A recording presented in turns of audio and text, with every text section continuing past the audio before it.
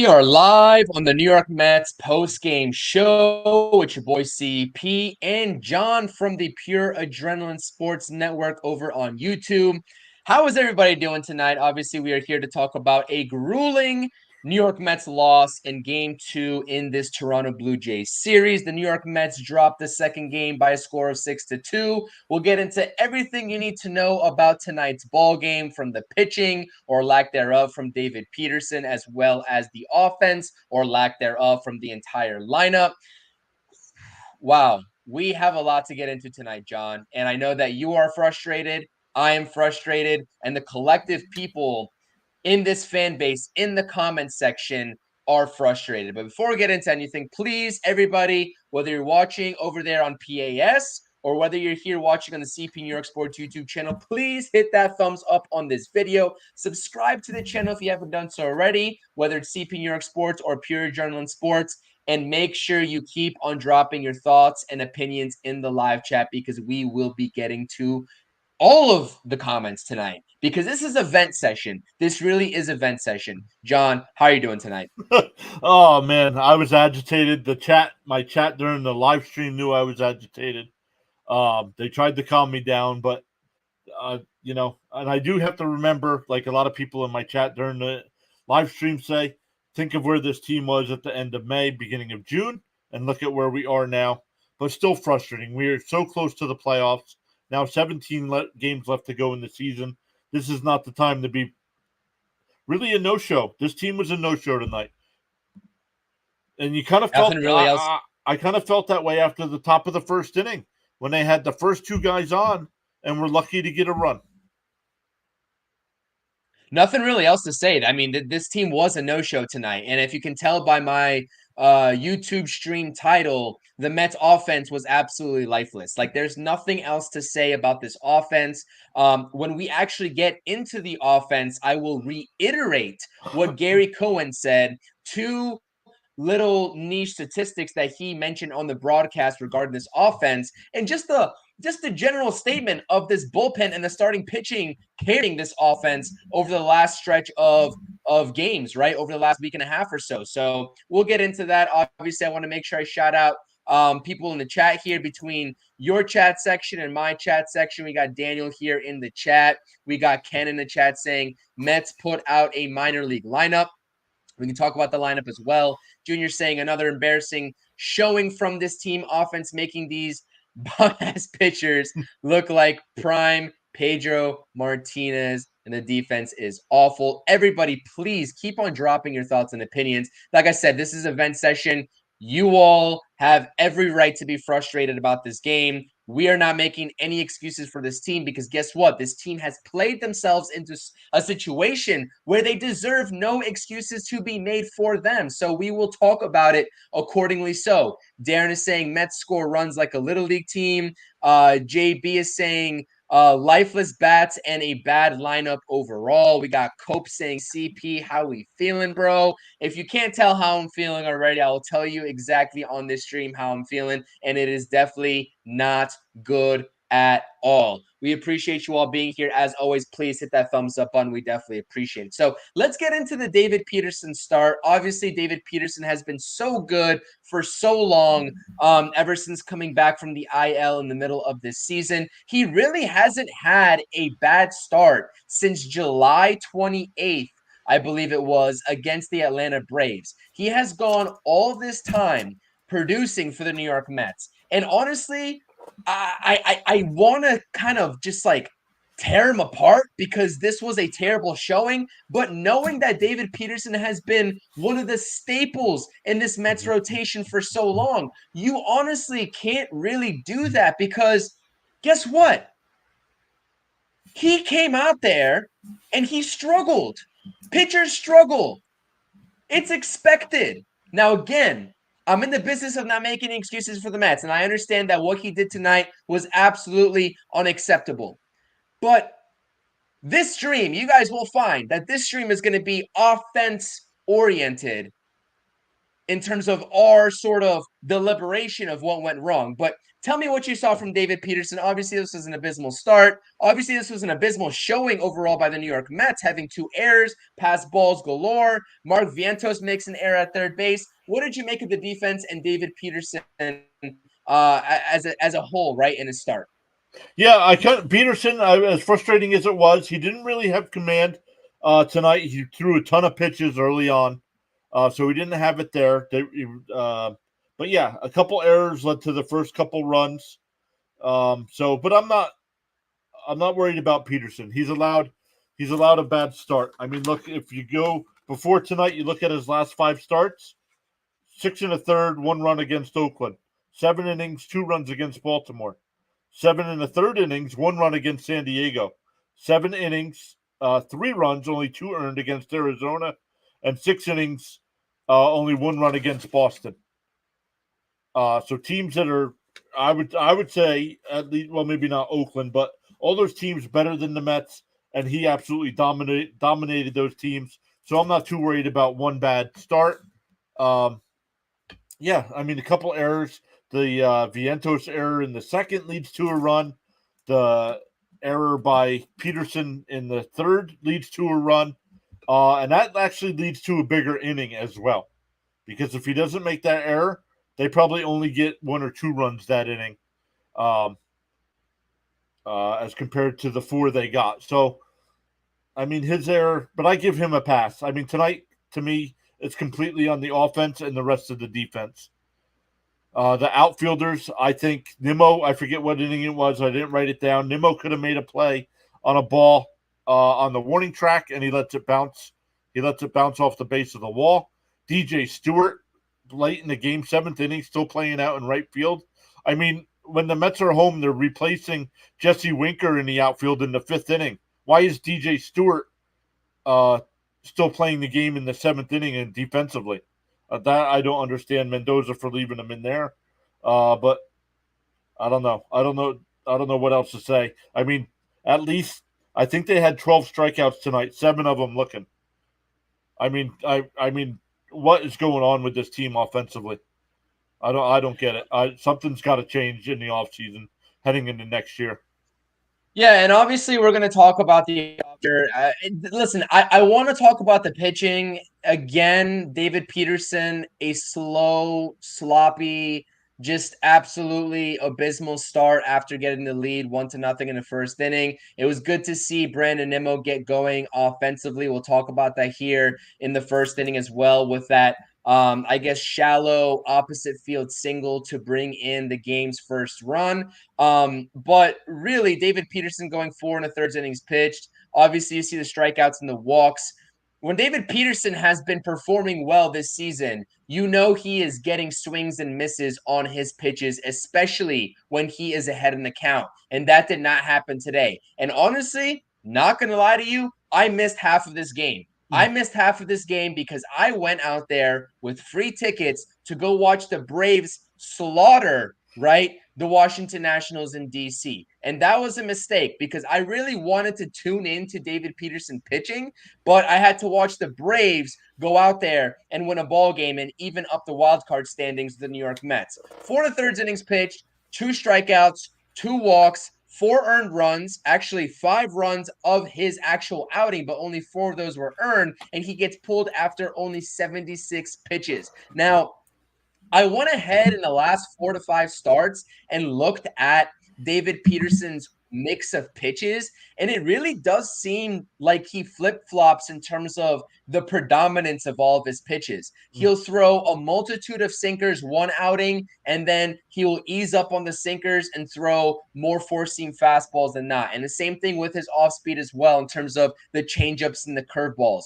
One outing, right? He'll be very successful. Actually, like I said, he's been successful in all of his outings since June or July 28th up until this point. But again, he will mix these pitches and flip-flop these pitches. His sinker really isn't his best pitch. His sinker is probably tertiary, maybe even 4th on the totem pole in terms of the success that he's had in 2024 on that pitch. He threw that for a multitude of pitches today, which I was very shocked at. But again, it's the It's the mistakes, the mental mistakes, right? That the Mets have been making.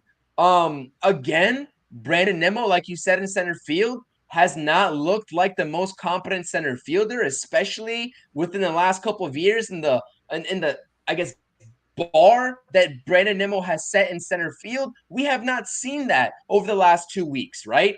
Especially when he is placing or replacing Harrison Bader out there.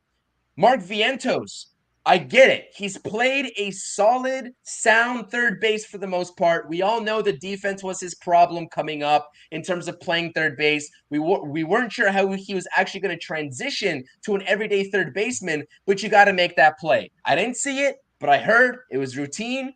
Can you back that up? Was it routine, John? It was routine. He had You it. got to make that play. You got You to got to make that make play that for play. the He had it, and it popped out of his glove when he get to grab it. Exactly. And so we can just keep on nitpicking because like I said, you end up with 2 errors in the stats book, in the box score, and there's just a whole bunch of other plays that you look at that could have gone the opposite direction. You look at a ball that didn't even reach the fence in center field.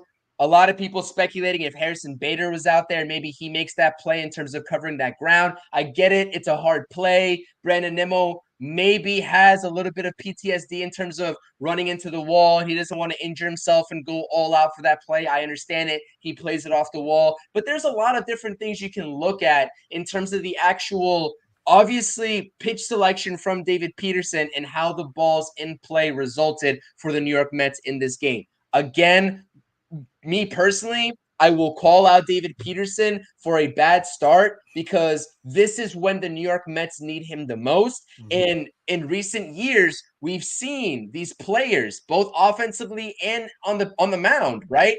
That they come up small when the New York Mets need them the most. And the primary example of that was in 2022. The guy that was pitching against the New York Mets today, and Chris Bassett, and what he did in 2022 in his last couple of starts. But we don't want to see that type of regression from this starting pitching unit, especially the top 3 guys, and David Peterson, Sean Manaea, and Luis Severino going forward in this season. I'm not saying it's going to happen. Obviously, like I said, David Peterson coming into today was 9 with a 2.75 ERA. He leaves today with a 9-2 record and a 2.98 ERA, if I heard Gary Cohen correctly. But it just kind of is frustrating because when the offense is going as poorly as it is, again, it leaves the starting pitching rotation zero room for error. Zero. And that is the most important thing. If you all take away anything of this post-game stream, is that the offense has been leaving this rotation and this bullpen out to dry. Eventually, right, this starting rotation is going to come back down to earth. Eventually, there's going to be a couple of games in between where this bullpen comes back down to earth. How does the offense mitigate that? Because right now, for me, it's up to them to mitigate that. And they have not been doing that absolutely at all. And I'm going to call that out because our very next slide is going to be talking about the offense. So, John, again, we're about 13 minutes into this post-game stream. We can talk about the pitching some more if you'd like, but I'd really like to hammer in this offense here in just a second whenever you're ready. No, go ahead. I'm ready. I'm ready for the offense because this offense is getting ridiculous. Okay. All right. Let's get into it. Let's talk about the offense. Guys, like I said, please understand that this is going to be somewhat of a negative post game, right? This is not going to take away from the fact that we will tell you all at the end of the stream that the New York Mets are still in the wild card standings. We understand bad games are going to happen, but a stretch of bad games and when an offense goes into a cold streak, when the New York Mets need them to the most in terms of separating themselves in this wild card race is absolutely unacceptable. And it's the type of at bats that we are seeing from these guys, right? It's not about the production in general. It's about the types of at-bats that we are seeing, which are absolutely unacceptable. I'm going to start this off by saying that in half a game that I watched today, right? Because like I said, I was preoccupied for the first half of the game. I actually had the MLB stream up while I was at Nats Ballpark today, Nats Park, and I was watching the New York Mets while I was watching another MLB game live. That's how much I love the New York Mets. And I was just shaking my head because Chris Bassett seemed to be getting in an absolute rhythm, right? He seemed to be having a mix and a multitude of pitches that we know that he has in his arsenal. He had it going on. And he definitely had I guess not the swagger, but just like the confidence facing his former team and wanting to go out there and just beat them. It looked like he had that extra juice today, John, to go out there and perform well against the New York Mets.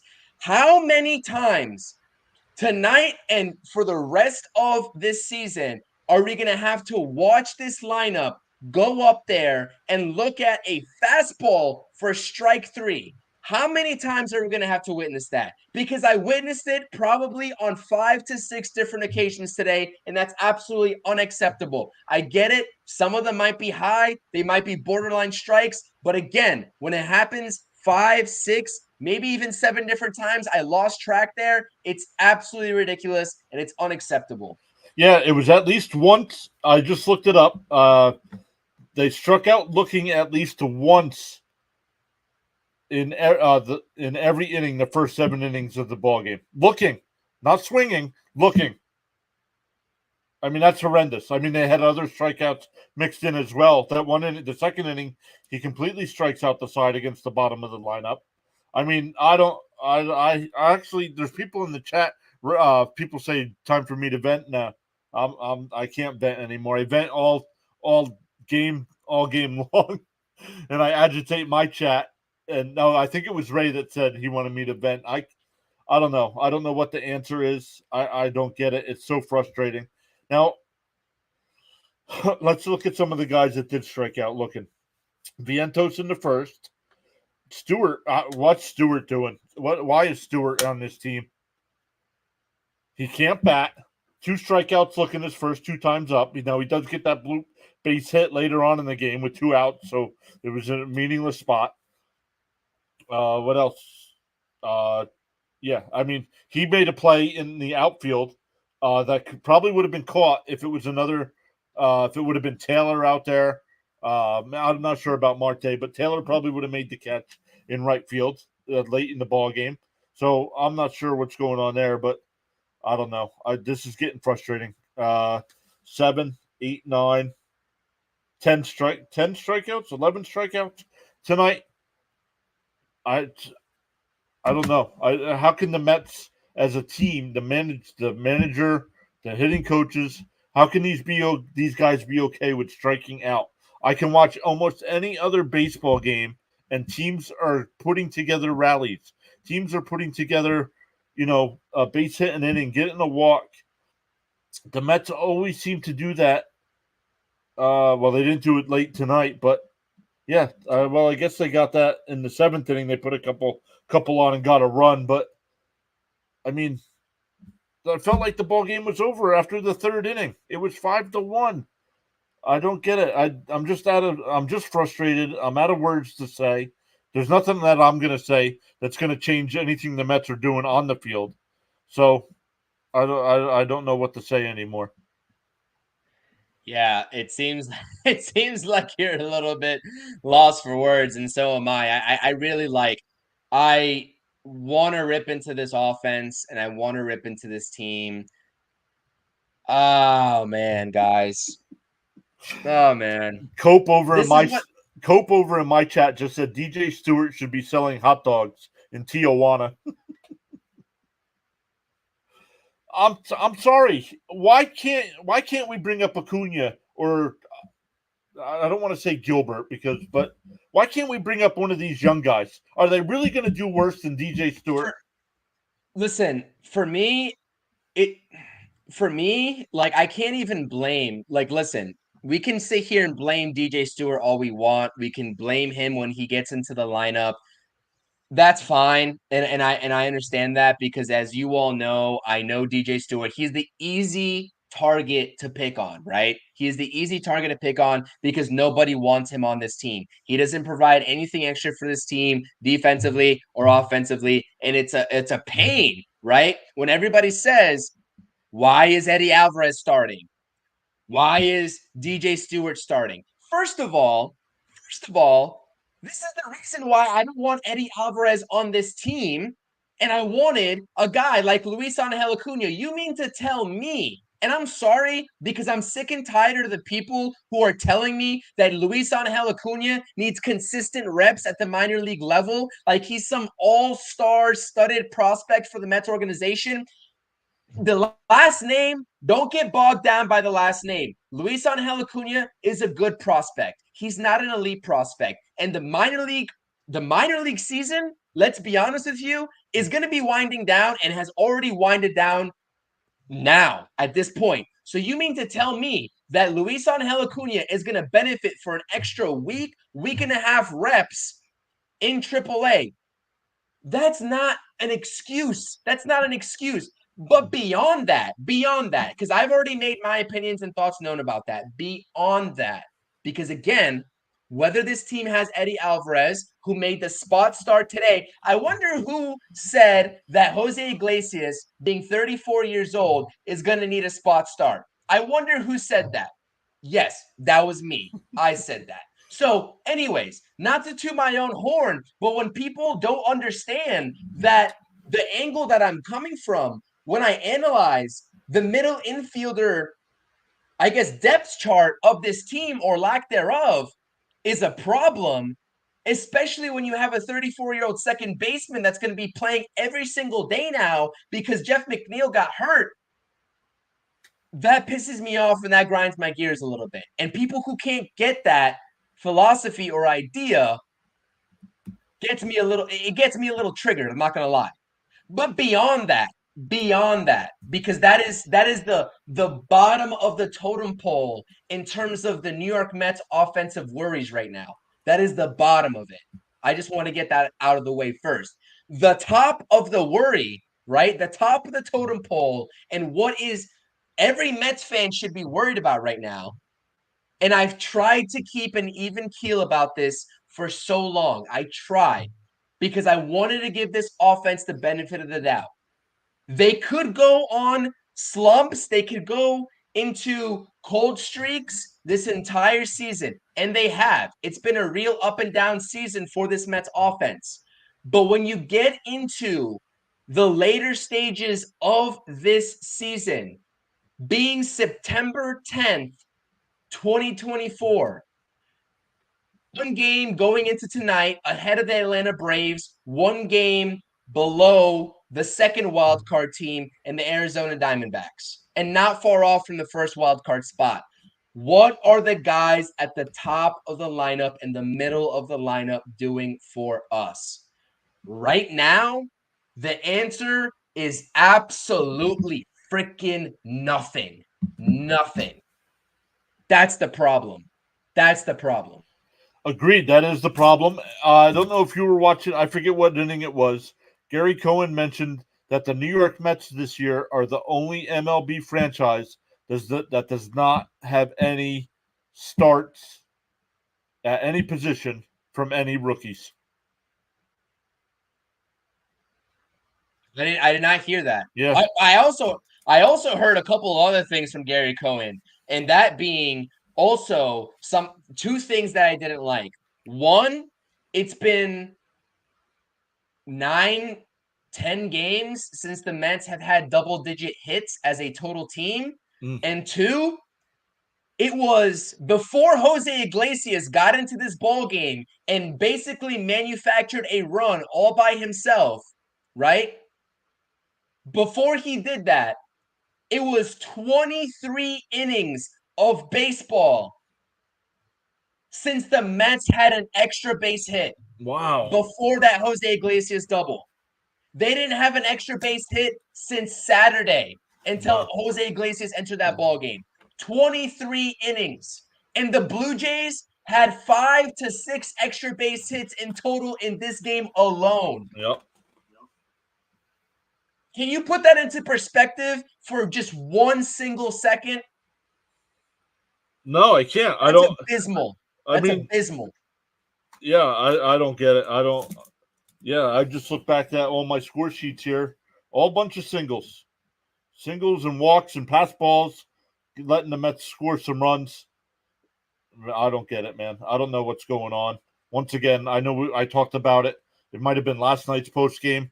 Having two hitting coaches, I don't know on a day to day who's talking to who. I don't know if they're going with one philosophy one day, one philosophy the next. Get rid of a guy, stick with a guy, and go with the offense that guy wants to go with, the approach that guy wants to go with. Because I don't know what's going on. I'm just frustrated, and I'm not going to call out people in the chat, but that's all right. I just don't know what to say anymore. I'm actually kind of glad I have to work tomorrow and can't do the play-by-play of the game tomorrow. Yeah, you will be out for the I know you will be out just for you all for a programming perspective, and I apologize. Like, this is very uncharacteristic of me that I'm fired up, because when I see a game like this, I've been trying to sort of see the vision of the New York Mets. And even in last night's postgame, I said, listen, it's an ugly win, but I'll take it. But I'm not naive to the fact that this offense is absolutely lifeless, right? Mm-hmm. The Cincinnati Reds game, obviously, on Sunday, they snapped the winning streak and they scored one run in that game versus a pitcher that was virtually unheard of by anybody. No disrespect to him. But again, I kept an even keel, an even calmness in that stream, in that post game. I will be live tomorrow. Make no mistake about it. I will be live for the pregame, most likely, depending on what Rob's got lined up. And I know that you are out, but I will also be live for the postgame tomorrow. And we will be talking about this topic yet again. And if it takes me going up here and yelling about this offense again, I will do it. I will do it. Because again, I have not yelled and I have not been this animated, right, on a post game stream or any stream for a long time, really, for a long time. So it's bad, and the effort that I just witnessed is bad when I go off on this kind of rant. And I think it's very necessary at this point, because the at bats I saw today were just so awful, man. It's just so awful. I don't know. I just hate strikeouts, especially looking. Ever since Beltran struck out against the Cardinals in the playoffs, I swing the bat. Alonso, I forget what inning it was that Alonso struck out. Oh, that seventh inning. He strikes out looking at that, but after he takes the pitch, he starts walking down to first base like he thinks it's outside. Dude, that got so much at the plate. What are you doing? It's one thing. It's one thing if a guy swings the bat and misses the ball. That at least you swung. But to stand there at a pitch that wasn't, I mean, it was on the outer half of the plate, but I mean, no attempt, and then he starts walking down to first base like he thinks it's a ball. I don't get it, man. You're playing for a contract. You're a home run hitter. Why aren't you swinging the bat? Again, this was just a forewarning for all Mets fans on this channel. Again, I keep it objective. I will tell you all and not be shy to tell you all when the Mets are playing well, and we will celebrate those times. But when it comes to crunch time, I've said it every single stream, right? Especially the pre-games before going into every game. The way the New York Mets played in May is making, right? Because they could have won a bunch of games in May and they didn't, right? Because they played abysmal baseball. There are so many games there for the taking. If you look back on every stream that we did, and if you just look back at every single game in May and how bad that record was, there's so many games there for the taking. So because they played like that in May, they put themselves in a position in September where we are forced to now talk about them in a light where they have zero room for error. Zero room for error. And that's why we are so animated right now, because it's like we see that they are right on par for that playoff spot. We really want them to just gain some separation and take advantage and just win and keep pace when other teams that they are directly competing with win as well, like the Atlanta Braves did today, 12-0 over the Washington Nationals. So, again, don't want to see bad at-bats. If I were seeing great at-bats today, if I saw a good process, and just unluckiness, right, and solid contact, I wouldn't be this animated. Right. I would say, hey, listen, you know what I mean? Like, I would say, good at bat. Nothing more you can do. You hit the ball on the rope. You hit the ball right to the guy. There's nothing like that today. There's positives to go on today for this Mets offense. The only guy that really deserves any credit today is Jose Iglesias, a Right. true professional coming off the bench and immediately getting an extra base hit for the New York Mets. That's the only guy really that deserves any credit. I mean, Brandon Nimmo was great to see as well. Him getting a 2-out RBI. Well, that's it. Yep. That's it. That's really it. So I don't know what this lineup was, to be honest with you. I know what the Mets were trying to think, and I know what Carlos Mendoza was trying to do in terms of stacking lefties against Chris Bassett. Hate that idea. Mm-hmm. Rob and I have both said it. We do not like when the Mets play matchups. We understand that the personnel on this team, as your starters and your bench, are righty dominant. Mm-hmm. That's the way this team has been set up. That's how this team has gotten to this position.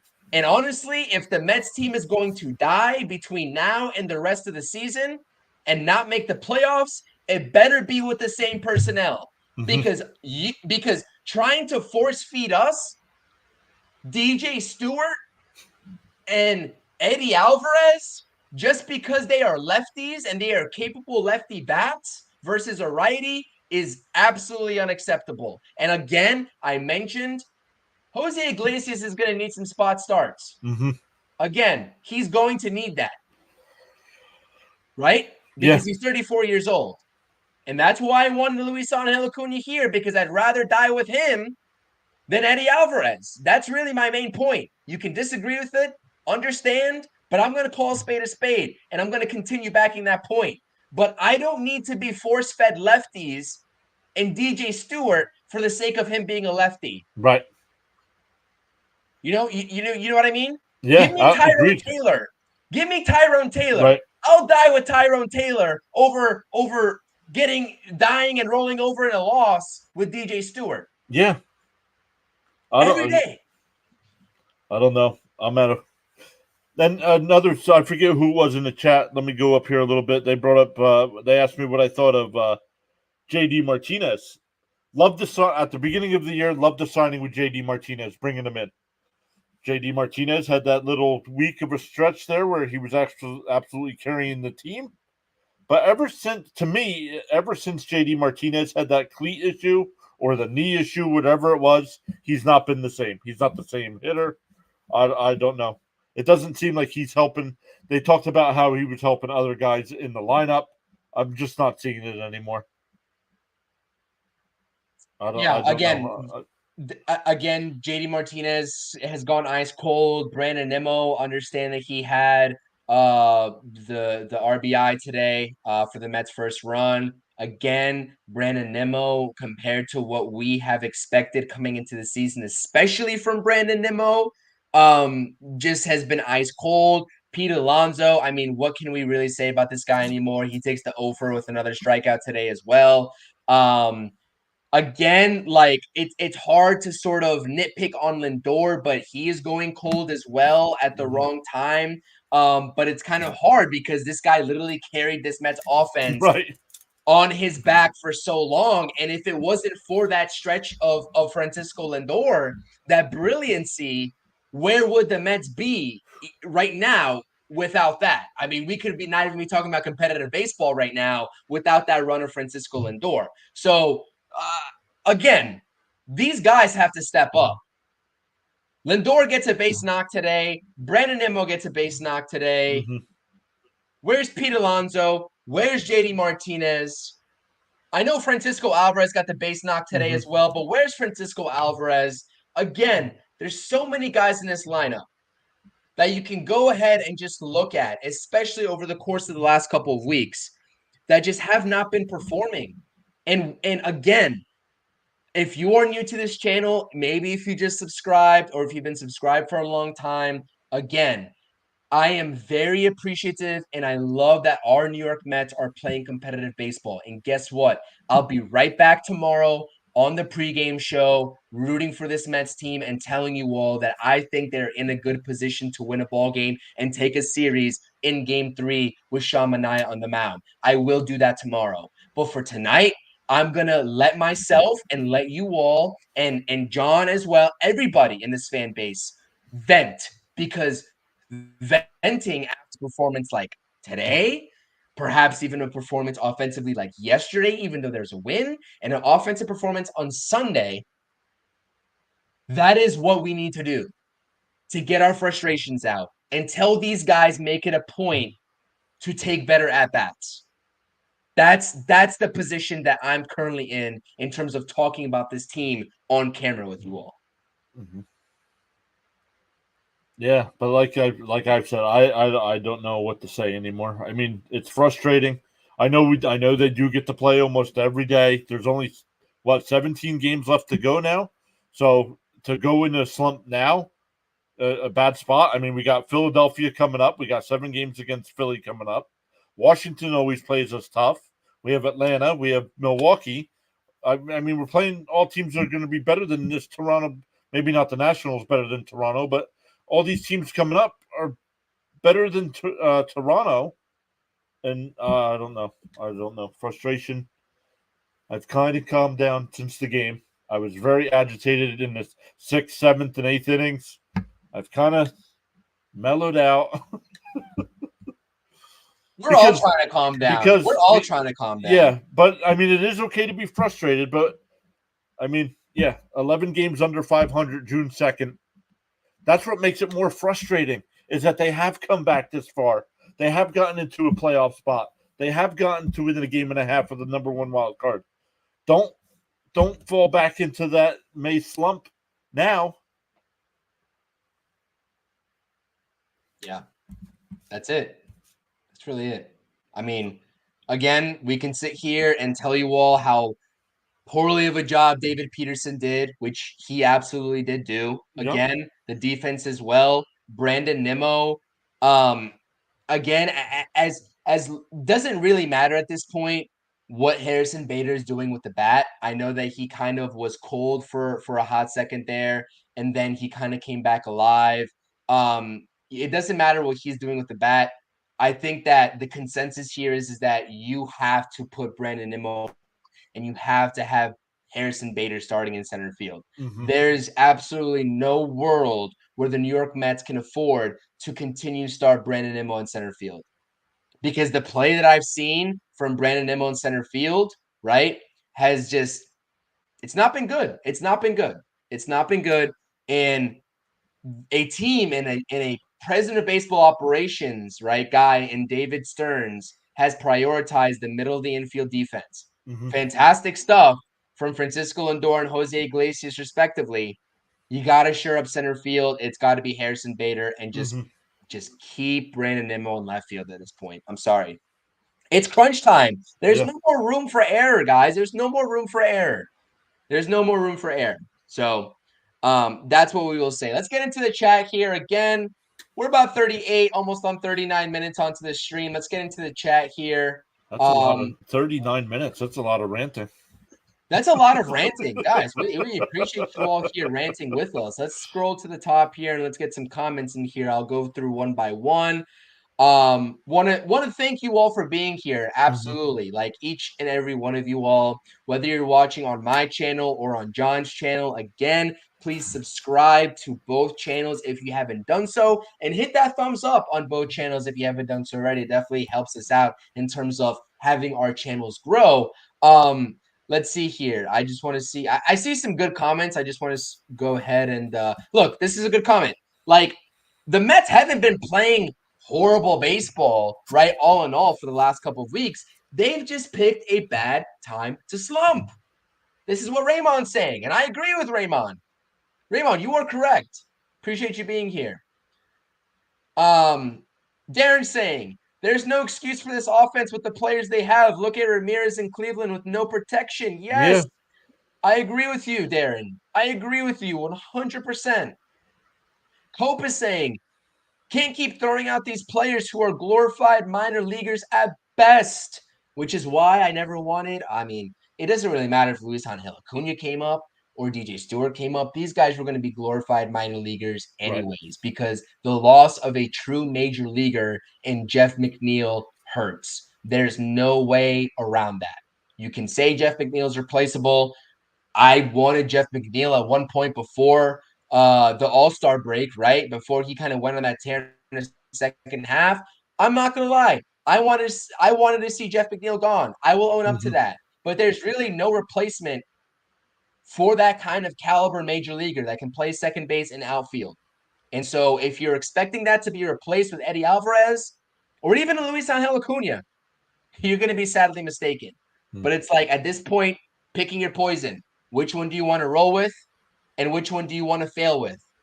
Or succeed with, right? Because again, I don't think that Eddie Alvarez or Luis Angel Acuna should make or break this team. Again, it's going to be Jose Iglesias for the most part. But in a day like today, where Carlos Mendoza decides it's a Jose Iglesias day off, you're going to have to go out there and roll with a spot starter. And so I would just have rather that been Luis Angel Acuna instead of Eddie Alvarez. That's really what it comes down to.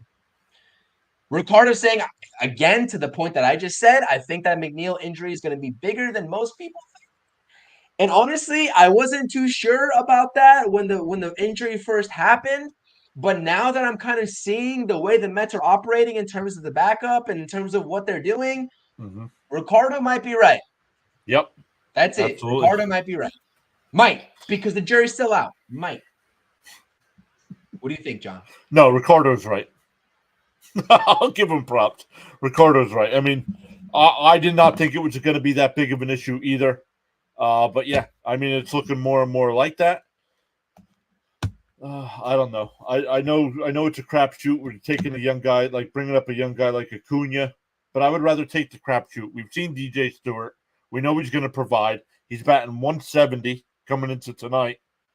You know, you're telling me if Acuna came up and batted 230, that wouldn't be better than having DJ Stewart on this team right now? I mean, something, a spark somewhere. I don't know. I mean, that's my point too. It's like the lowest levels of what Luis Angel Acuna could produce is still probably above what you'll see from an Eddie Alvarez or anybody else that you call up too. So why not just do it? That's kind of my thought process. But I guess other people don't agree because I guess not rush the top premier prospect and Luis Angel Acuna because people still believe that he's some premier prospect. I don't, just because of the last name. I don't think he's that. Yeah. I think that he'll be in this organization until he's not in the offseason potentially. But I don't see, depending on what happens with Pete, I don't see a clear path for him starting on this team anyway. So why are we clinging on to an extra week and a half in AAA? And that's been the primary pushback for people in my mentions talking about Luis Angel Acuna. I'm not buying into it. I won't. You can tell me it time and time again. I'm still not going to buy into it. I've thought long and hard about this, and I'm sticking to my judgment. That's really it is what it is at this point, really. Yep. Frank is saying my apologies on my spelling. I believe he put a comment in there earlier, but also Frank is saying I'm stressing out. I think we're all stressing out, Frank. But honestly, I'm gonna round this post game out here, obviously in just a couple of minutes, and tell you all that everything is gonna be okay because we have another game to play tomorrow, and that will be the synopsis and the end of this post game. Whether you want to believe me or not, we have another game to win tomorrow. And guess what? Once you wake up in the morning, once you get your coffee in you and realize that the Mets are playing a day baseball game at 3:07 p.m. Eastern Standard Time, you're going to be locked right in, right? And maybe once you watch the pregame show that I will be a part of, depending on Rob's schedule, you'll be locked right in. If Rob's not doing it, are you doing a pregame? I'd like to think that I would do a solo pregame even if Rob's not doing it. I'll watch. I'll put you on my phone at work. Yeah, I'd like to think that. We'll see. Pay attention to the time. I'm not sure. I can't tell you exactly what time yet, but would like to think that I'm doing it. Yeah. Okay. Cope is saying, you could tell CP is not a happy camper right now. No, I'm not, Cope. What was your first indication? No, I mean honestly, like I'm not a happy camper right now. Nobody wants to sit here and go through hours of their night watching a game like this, right? Because Right. it's infuriating. You kind of get the feeling, especially when Peterson starts to unravel, that it might go down this route. You kind of keep on holding out hope that the offense, right, might break out of the slump at some point late in the game, and it just never happens. So no, I'm not a happy camper right now. You are right about that. Let me look here. Um, 2 runs there's tonight. just a bunch of other comments here. 3 runs last night, but Was 2 that of them were on wild pitches. 1 run the day before that against teams that you're better than. I know people in my chat during the live stream tonight. Well, they did go on a 9-game winning streak. Yes, but I've said it all season long. I know MLB teams will never go undefeated, but you have to play competitive baseball. You have to be in ball games. You can't go into these week-long slumps and lose 7 out of 10. That'll knock you out of the playoff race this late in the year. Yeah, no, I agree. This is what this post-game stream is all about, condensed in a nutshell. Cope is saying CP and John providing us fans with an avenue to convey our frustrations. Thanks, fellas. Yeah, you're absolutely welcome. That's exactly what this post-game is. We are as frustrated as anybody else. We know that you all are frustrated as well, which is why we want to have a conversation with you all. And we encourage you all to just keep on dropping your thoughts and opinions in the chat. And we appreciate you all being here. This is really what it is, because as much as everybody wants to be on here, and I'm the first person to toss up a post game when the Mets win, and it's all fine and dandy, right?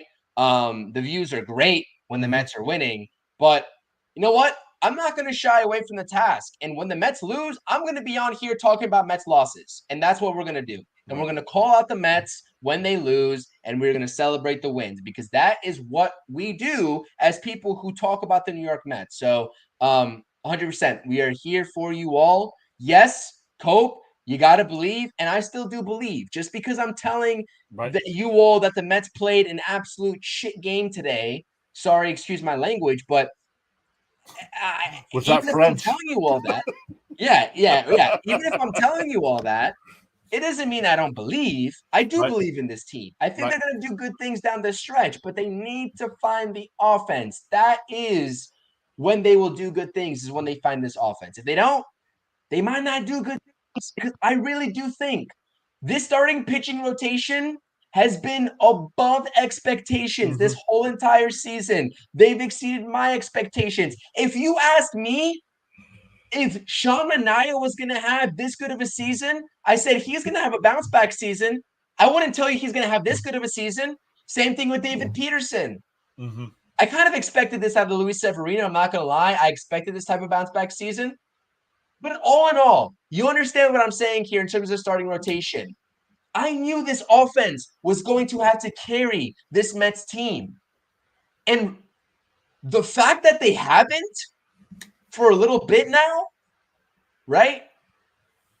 It's kind of a miracle they're in this spot, but I'm going to take it all day long. I'm going to take it all day long.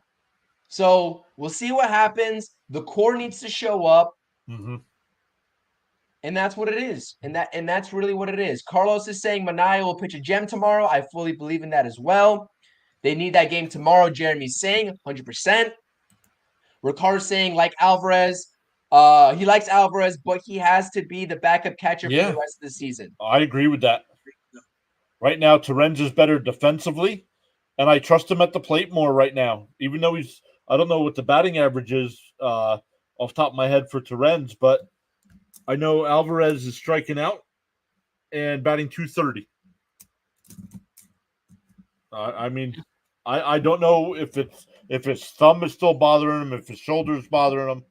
I don't know what's going on with Alvarez, but something's missing from last year. We're all trying to figure it out. We're really all trying to figure it out. So, I mean, this is really kind of where I wanted to leave it at. We've got our frustrations out. Obviously, the Mets lose tonight's ball game by a score of 6-2. You see here, not pretty. The defense, 2 errors for the New York Mets as opposed to 0 for the Toronto Blue Jays, 12 hits to 6. And that translated through the entire game, really. A game where David Peterson was looking to build upon his 9-1 start with a 2.75 ERA. He doesn't. He takes a little bit of a step back. But again, pitchers are going to have these types of outings. And it's not like he left the game. It's not like 5-1 in the 4th or 5th inning was some insurmountable sort of score, right? Mm-hmm.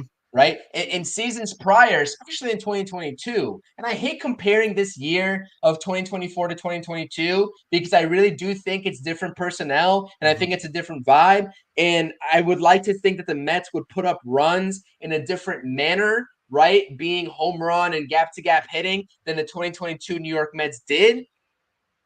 But when you look at the 2022 New York Mets, it seemed like there was no deficit that was insurmountable to them in terms of coming back to win in that spectacular season.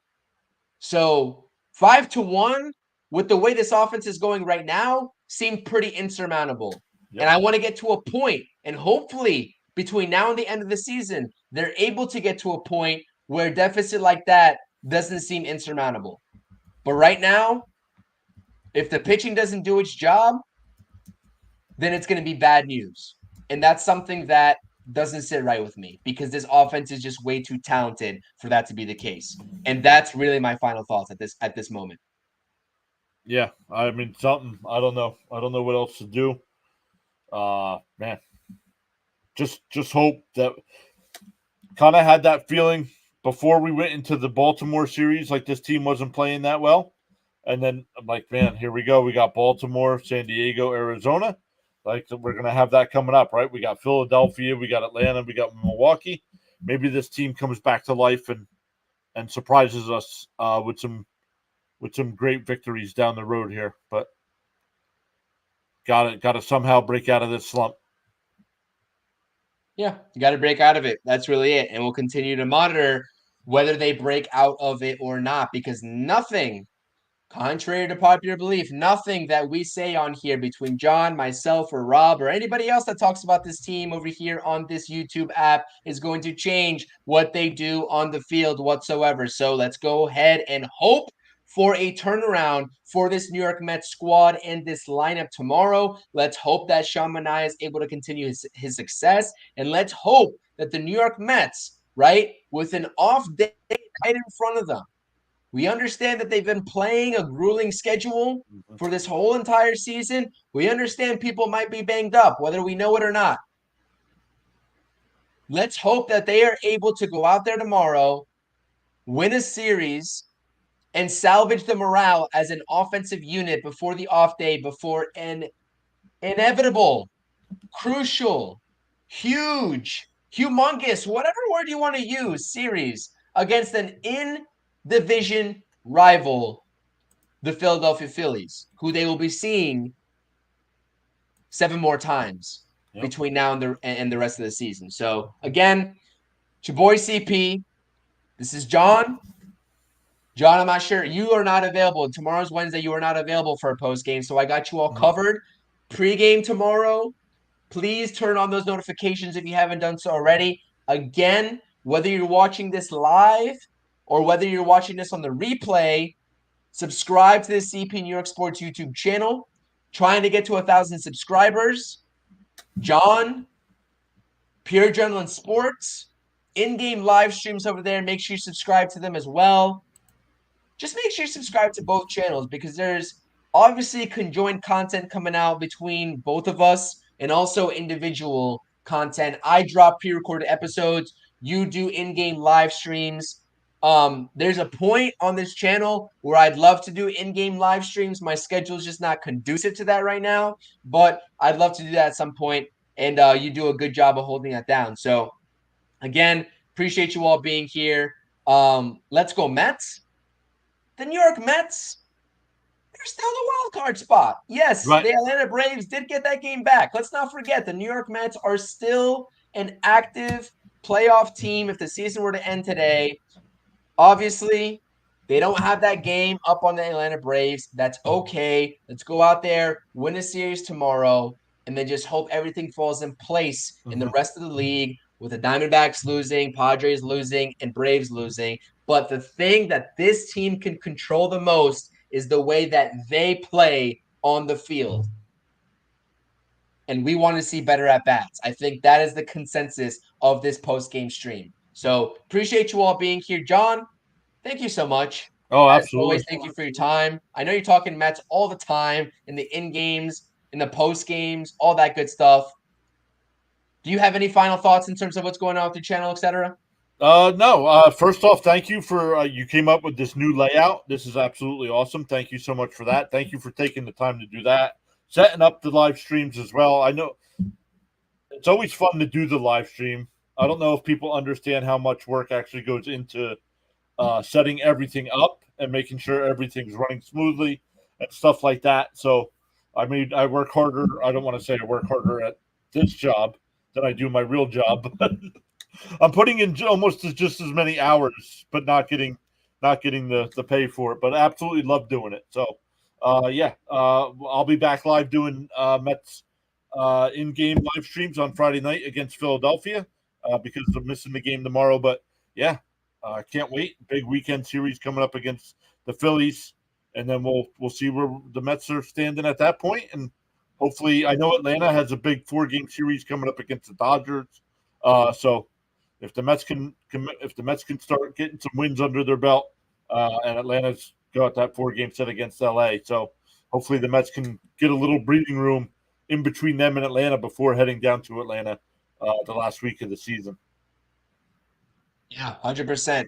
Great job. Well said. Again, I completely forgot that this was the debut of the new post-game layout. If you all like it, please let us know. If you don't like it, don't be shy. We can always revert. I have the templates to go back to our previous live stream as well. I wanted to provide a little bit more user-friendly, a little bit more of a better experience for you all as well. I took the time out today to make this new layout as well, like John just said. So hopefully you all are enjoying it, and hopefully it's a little bit more visually appealing and easy to follow along for you all. So again, this is the New York Mets post-game show between myself, CP, and the CP New York Sports YouTube channel, as well as John in the Pure Adrenaline Sports YouTube channel. Wishing you all a great night. We will see you all tomorrow. I will be live. I know John is taking the day off, but a lot of Mets baseball left to play. And again, there's not going to be any shortage of content on either of our channels. See you all. Let's go Mets. Peace out.